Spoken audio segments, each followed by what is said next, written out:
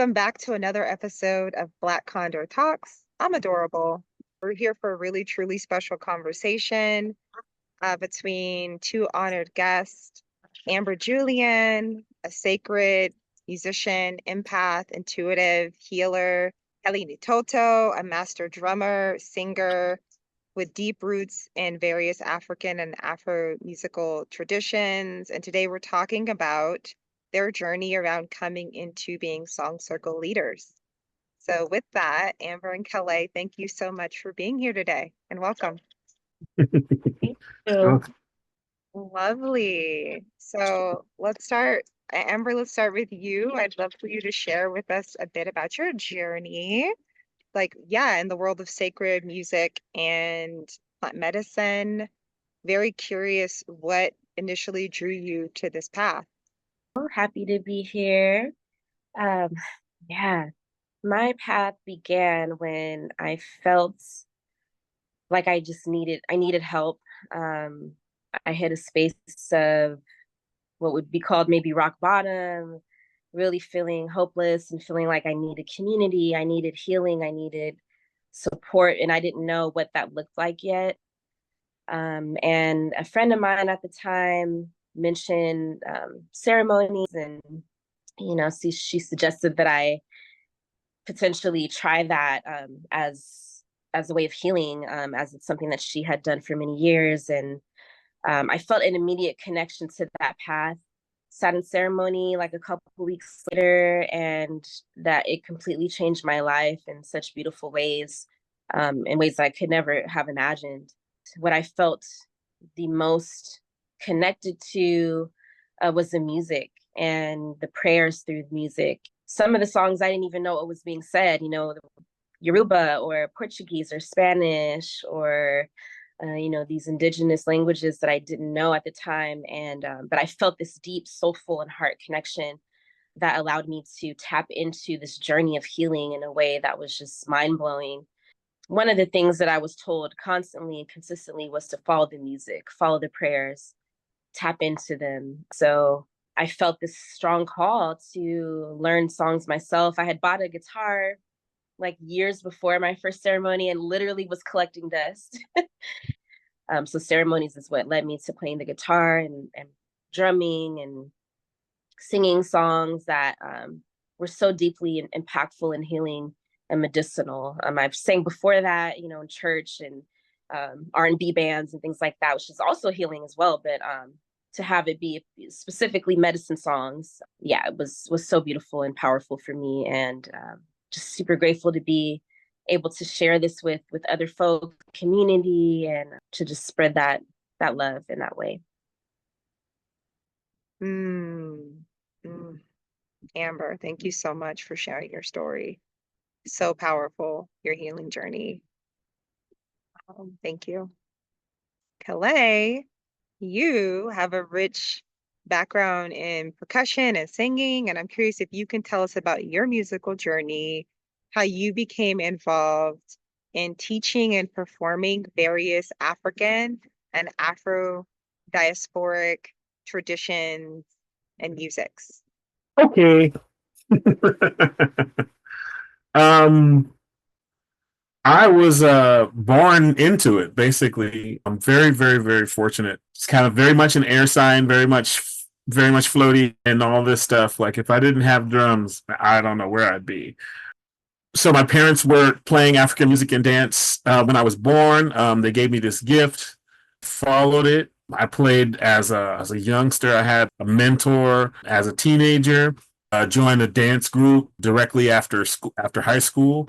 Congolese dance group Fwadia Congo with Malonga Kaskalu. And over the years have just learned, I've just been connected to different styles because there's so many different masters here in the Bay. Another thing is, working as working in after school programs and doing those kind of programs and then teaching after school was the beginning of my teaching journey. 23, I started at a summer camp called Project Avery. That was the first year of that camp. It was a camp for kids of incarcerated parents. And here I am 25 years later working for the same program. That's been amazing.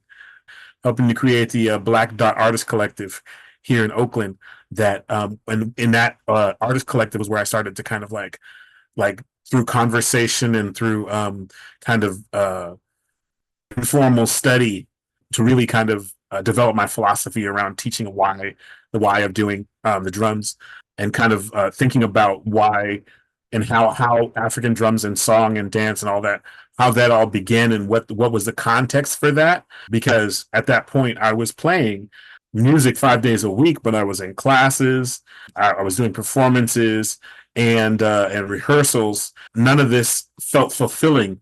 It did feel fulfilling in a way, but there was still something missing.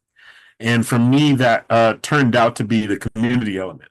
That turned out to be the spiritual element of, you know, we're doing this together. And so I got that through the Black Dot was my first kind of community vibe. Our gatherings, our open mics, our things like that. And recently more through the Wild Choir, song circles that I've been a part of have given me that kind of community feeling, the feeling of making music together for our upliftment, our spiritual wellness, and to creating like bubbles of energy to send out to the world. So Lovely, wonderful, Kele.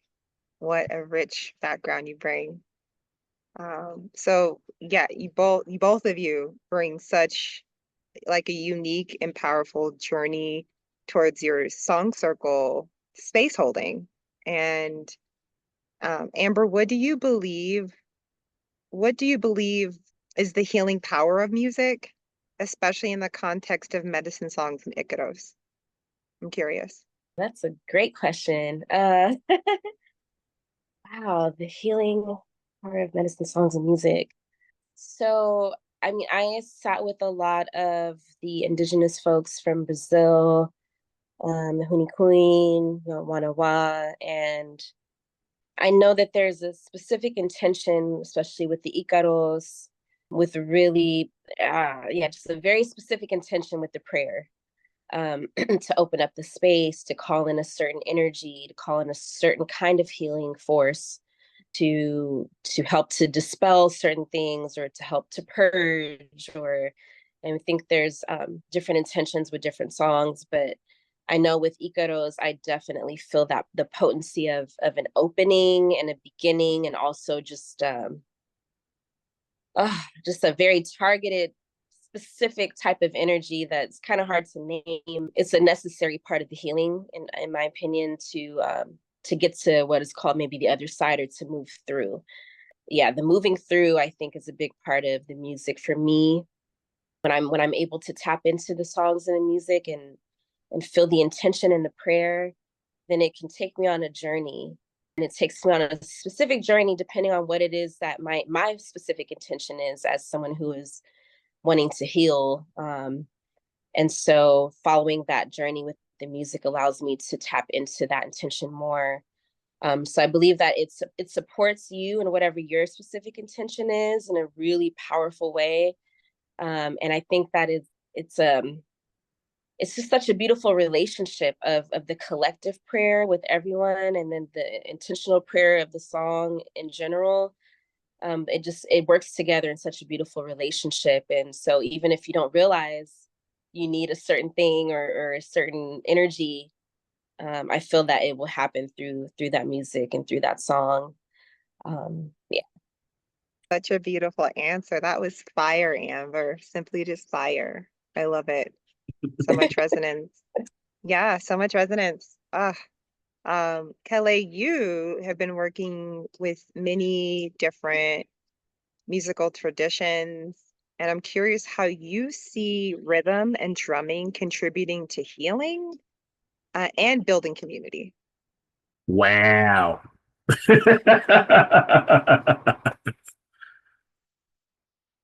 Rhythm and drumming. There's so much I like. I feel like I understand in a way that's kind of beyond words, and like to try and bring that down into words is like it's difficult, but I'll give it a go. I think I read in The Absence of the Sacred definitely one of the books by that author. What is that guy's name? That guy's name is Jerry Mander. That's his name. He talks about, as we've moved into a technological society, that we've changed the rhythm of our lives to, we've quickened it in order to keep up with the technology that we deal with. So since we can drive cars and get place faster, then we've lost the rhythm of walking. And not only the rhythm of walking, but the length of time it takes you to walk from a place to another is a time where you would sit in that rhythm of walking. And that rhythm of your body, of your feet hitting the ground, over a long time, is just something that oh geez. It sits you in a certain place. It makes your heart beat at a certain speed. It makes your blood flow at a certain speed. It's just like your breath and the way that you can take in all the things around you, right? But when you move in this car and you're like, whoosh, and you wish so fast through everything, you have no time to take in the world around you. You have no time to adjust to the changes in energy of the places that you're moving through. For me, that connects to what you're doing when you're drumming or when you're clapping your hands, is you're slowing your body down. You're slowing your awareness down in and deepening into the particular moment that exists right there. You're slowing your body, bringing yourself into that moment. That is healing. That is regulating. That is bringing yourself to a now space, which is very important as a human animal. Yeah, I think that's what I want to say. Oh my God. Oh my God. I feel like between both of your answers, I feel like I can feel the essence of what the space is that is being created with the musicality, as Amber mentioned, with the intentions of the purging and clearing, but then within the rhythm of the music, as you mentioned, Kele, and just slowing into that rhythm. Like, between you both, like I have full body chills. Like I can almost feel the essence of what these circles feel like. And I'm curious, like, we have a upcoming song circle that's coming up. It's our Sacred Music Song Circle, BIPOC. And it's something that a lot of people are looking forward to because they're wanting to connect with with medicine. Music is medicine. And I'm curious, Amber, like what can participants expect when they join this event? What can we expect? First of all, Kelly has just such good and beautiful energy. And so I feel like we're just like in a living room with the fam and like, it's just such a good vibe. And so it's like to pair that with medicine songs, it's just so special. It's so special to have such an uplifting and bright energy and then to like share in this collective prayer together and sing songs and people bring their own instruments. They'll bring like shakers or if they have a drum. Some people will bring their own songs as well, their own medicine songs to contribute. And there's like the cacophony of voices and the harmonies and just like the last one was just beautiful. Everyone was like focused, but like lighthearted and still serious at the same time because it's deep, potent prayers. And so I think it's everything. It's all the things in one, in many, and it's just a really beautiful vibe. And I think it's so important to have that space because it allows us to, for one, be in community, for two, be in community in a positive and healing way. And three, I think it gives a little bit of hope. It's like we can all be in prayer together. We can all, have this kind of co-healing experience that is just, I think it's so important. So yeah, people will expect just a really beautiful experience, a very heartful experience.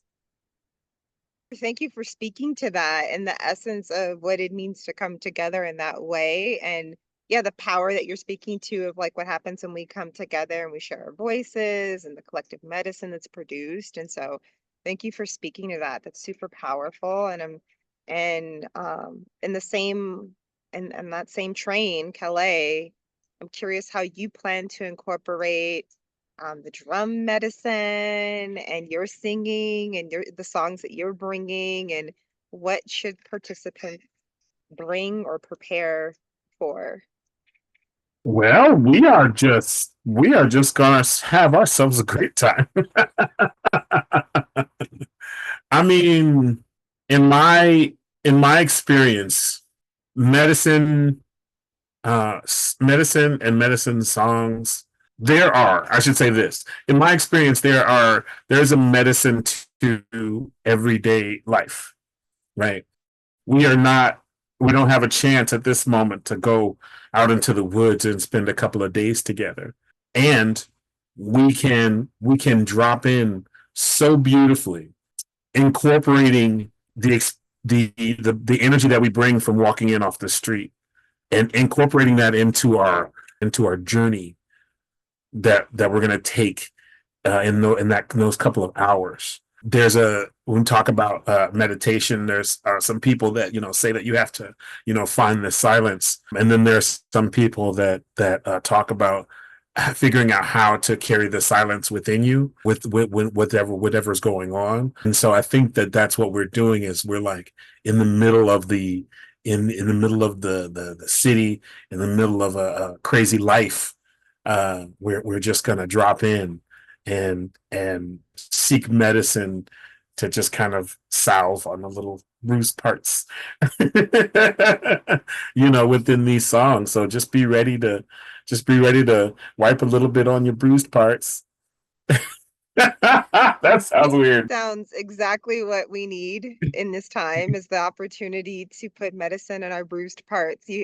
I think that should be like a t-shirt thing that people get, or like a saying. Yeah, And yeah, yeah. I mean, speaking of that though, just the medicine on our bruised parts, I know, the work that we literally are all kind of geared towards with medicine work at Black Condor, we're dedicated to creating safe spaces for Black people, for people of color to heal and to connect, and to connect with those bruised spaces, and to have medicine touch those spaces and heal those spaces and transform and liberate.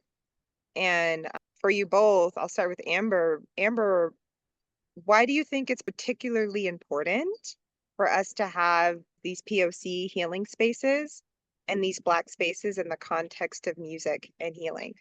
I think the first thing that comes to mind is around our ancestors and what the power of music and song was and is to our ancestors. I think in a lot of different ways, our history gets erased and gentrified and colonized and all the things. And so I just remember the last circle, someone came up, approached me and us, and was just speaking to like gratitude around singing like indigenous songs, or singing songs that were connected to his particular lineage, or singing like hymns or whatever it was, that connected him to his roots. And just the importance of keeping that alive, and us being in a circle singing songs. That's what our ancestors did. That's what it was. That's how we healed. That's we came together in circle and sang. We story told, and all these different things that happen in circles. It feels really good and important to just continue that throughout our legacies and lineages, and especially for BIPOC spaces, because I feel like we are often pushed out of spaces and we're not invited to spaces. And it's like, we created these, like these are something that we created. So it's like to have that reclamation of these spaces is super important. Yeah, I completely agree. I completely agree with that, Amber. And also, just as before we got on this call, like I was uplifting both of you for, pushing through, not feeling like maybe you belonged in certain spaces, so that you could cultivate these songs and you could kind of build yourself to the space that you can now have an offering back to the community. where people can be reflected by your leadership.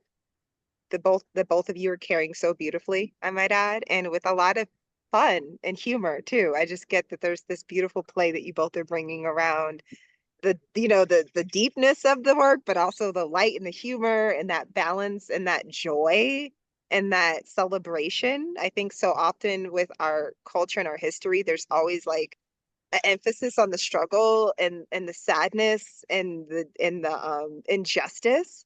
But then in this conversation here, I'm just feeling so uplifted. I just want to say, and just really excited for these medicine songs clearly work because there's just this like feeling of like joy. And Kele, as someone who is deeply embedded in in the Oakland community, I'm curious how you see how do you see this music and these gatherings supporting specifically the BIPOC, the people of color, the Black folks locally? Permission. I think really a lot of times my friend used to say when we put together gatherings, BIPOC gatherings, she would say we it's nice to have a trigger free space. We would joke about it, and the reality is a lot of spaces, because we have to worry about microaggressions or insensitivity, or it's just ignorance sometimes that just comes in the room and you're just like, oh, and you have to, they don't know. And that, okay, let me rewind that. Let's talk about the positivity of it and not the negative.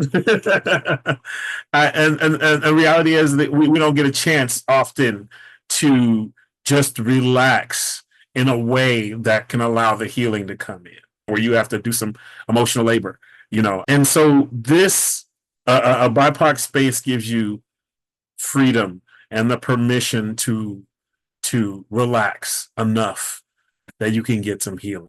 I've heard from people is just a sigh of relief, like, oh, I can relax and let this healing in. Yeah. And it's something that I think, yeah, you have to experience yourself being in these spaces. And I'm just thinking about the spaces that you're talking about of just being in these all people of color spaces where folks are intentional. We're trying to we're speaking to each other in a way that's just filled with a lot of love and thoughtfulness. You're bringing my mind back to just how those gatherings have been, again, that kind of salve for those pieces of me that needed that to be seen and witnessed in those specific ways. And so I thank you for naming Yes. that, Kele. And also just thank you, Kele, for the work you're doing to cultivate those spaces. Like, you've just been so consistent. It's such an honor that you're partnering with Black Condor for the Song Circle work as well. Like, we're very honored to have you because you have been doing this for a while. So I just wanted to just name that, Kele. Yeah, I appreciate you so much. Hopefully people can get an idea of what it means to kind of be at a sacred Song Circle gathering. Our next gathering again is June 9th. It's a Sunday. And also Kele and Amber are going to come back and also host our Black Condor Fall Song Circle. We don't have a date for that yet, but just putting it on your radar. That we'll be having another one this year as well. And I just want to just thank everyone for watching, and just to remember to register. We're going to be at the Flow House in Oakland. As Amber said, bring your instruments, bring your voice, and bring it like an open heart and an open mind to this conversation. Amber, Kele, I'd just like to say, are there any final thoughts or messages that you like to share with our viewers? I was going to say thank you, Adorable, for your leadership and your, movement and vanguardedness into these spaces and bringing BIPOC spaces to the medicine circles and such. Thank you. Thank you for that, Kele. Definitely seconding that. Yeah, I mean, thank you for just creating the space for us to share, these medicine songs and to be in community in this way. Thank you for all that you do for Black Condor and just, what you offer to the community. It's beautiful and important and super impactful. And so I just feel really honored to be a part of it and to support, the mission in any way. So appreciate you. Aw. And since we're all giving flowers, Amber, thank you so much as well for holding it down. I mean, this essentially is like you and Kele, or this is your baby. And I'm so honored that you said yes to this. And I know we're kind of at the beginning stages of what this could look like. And I hope that folks really tap in and connect with what you're building within these Black Condor BIPOC song circles. And I'm really excited for you both and cannot wait to see the medicine at work at our next gathering. So thank you both for being here. And thank you all for joining us and for checking in once again to our channel. We're going to continue creating spaces to talk about medicine work, to talk about healing as it relates to being in these melanated bodies. And until next time, stay connected and let's keep the music alive. Take care, everyone.